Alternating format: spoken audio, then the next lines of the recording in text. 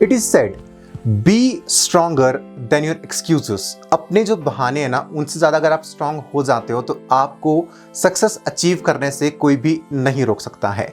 Hey guys, my name is Vishal and I am the founder of B personified education services. Today we are going to discuss that how to get the all India rank in the first attempt of your MNS Entrance examination। MNS exam के अंदर first attempt के अंदर आपको किस तरह से selection लेके आनी होती है, किस तरह से आप ऑल इंडिया रैंक लेके आ सकते हो सकता है आप अभी क्लास 10th में हो सकता है क्लास 11th में हो, या फिर आप 12th में हो सकते हैं, या फिर आप हो सकता है आप ड्रॉप स्टूडेंट हो सकते हैं। तो किस तरह से आप फर्स्ट अटेम्प्ट के अंदर MNS एग्जाम के अंदर सिलेक्शन लेके आ सकते हो।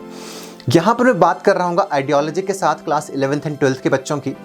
देखो बच्चा, MNS एग्जाम के अंदर क्या होता है, आपके 150 क्वेश्चंस होंगे, 150 में से आपके 3 सेक्शंस के अंदर उनको डिवाइड कर दिया जाएगा, ठीक है। So first of all focus उन सब्जेक्ट्स पे करना शुरू करो जिस पर बाकी लोग नहीं करेंगे, ठीक है। अब क्या हम लोगों ने क्लास 12th के बाद अपन ने क्या करना है कि नीट का पेपर भी देना है। फिजिक्स, केमिस्ट्री एंड बायोलॉजी को इतना स्ट्रांग कर लो कि आपके आसपास कोई खड़ा ना हो पाए, पहली चीज तो ये, ठीक है। उसके बाद दूसरी चीज ये, आप क्लास 11th एंड 12th में इंग्लिश भी पढ़ रहे होते हैं, right. English, physics, chemistry and biology ऐसे सब्जेक्ट्स हैं जो कि आपका 100 नंबर इसी से आपके आ जाएंगे। उसके बाद अगर आप ड्रॉप करते हैं या फिर आप साथ के साथ प्रिपरेशन कर रहे हैं, आपको रहता है पढ़ने को सिर्फ और सिर्फ जीके सेक्शन के अंदर आपको मास्टरी करने के लिए फैकल्टी की जरूरत पड़ने ही वाली है। जीके एक ऐसा सब्जेक्ट है जिसको आपको पढ़ना ही चाहिए, एंड उसके साथ में मेडिकल स्टूडेंट्स का वो वैसे ही वीक होता है, तो आपको जीके के लिए गाइडेंस की बहुत ज़्यादा आवश्यकता यहाँ पर होती है। अब first of all physics, chemistry, biology को इतना ज़्यादा मास्टर कर लो कि अगर 1 साल के लिए तुम परफेक्ट प्रिपरेशन के लिए अगर ड्रॉप भी कर रहे हो तो उस साल के अंदर सिर्फ और सिर्फ उन फिजिक्स, केमिस्ट्री एंड बायोलॉजी के टॉपिक्स को सिर्फ और सिर्फ आप रिवाइज कर रहे हो। अगर उस टाइम पर बहुत सारे बच्चे क्या करते हैं, फिर से पढ़ने चीज़ों को शुरू कर देते हैं, फिर से नहीं पढ़ना है, हमें सिर्फ चीज़ें रिवाइज करनी है। Revision and practice the keys of success in your MNS examination. जितना ज्यादा रिवीजन करोगे, जितनी ज्यादा प्रैक्टिस करोगे, तो आपका जो ड्रॉप ईयर होगा उसके अंदर अगर आपको फुल ऑन आप ईयर 1 साल दे सकते हो तो आपके लिए वो चीज़ बहुत ही बेहतरीन होगी कि पूरा का पूरा साल आप इस एग्जाम की प्रिपरेशन के लिए दे रहे हो। Don't take this exam lightly.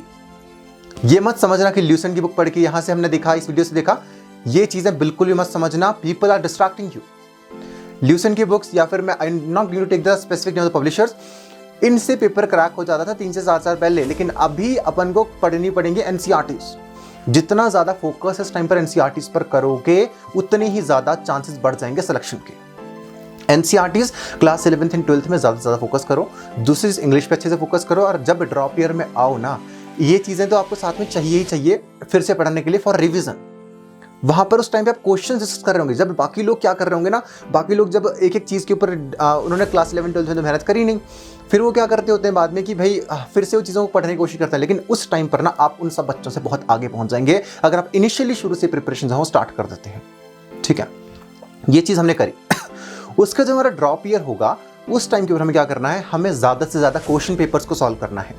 जितने ज़्यादा हम क्वेश्चन पेपर्स को सॉल्व करेंगे, हमारी जो एफिशिएंसी है एग्जाम को देने की, क्योंकि 150 क्वेश्चन हमें 90 मिनट के अंदर करने होते हैं, एक सवाल को करने के लिए हमारे पास 1 मिनट का टाइम भी नहीं होता है, तो एफिशिएंसी को जनरेट करना बहुत बहुत ज़्यादा आवश्यक यहाँ पर हो जाता है। तो इससे आपकी जो एफिशिएंसी है वो भी काफ़ी ज़्यादा जनरेट होने वाली है।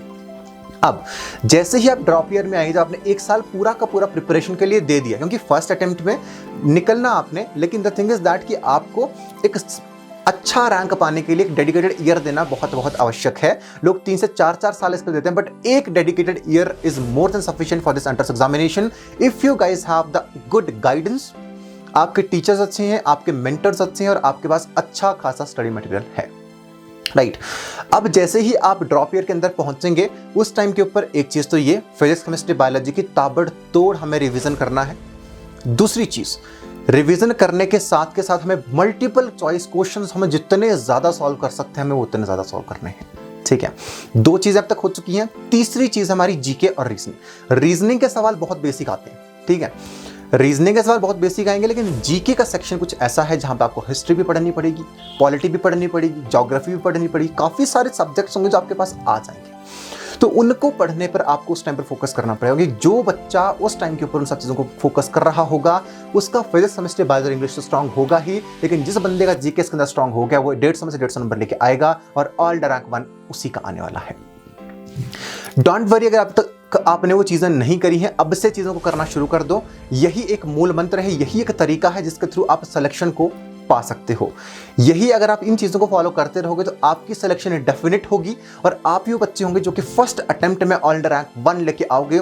Never focus for the selection, focus for the all India ranks. जब ऑल इंडिया रैंक्स के लिए फोकस करोगे ना, सिलेक्शन तुम्हारी वैसी ही हो जानी है। So this is the real motivation.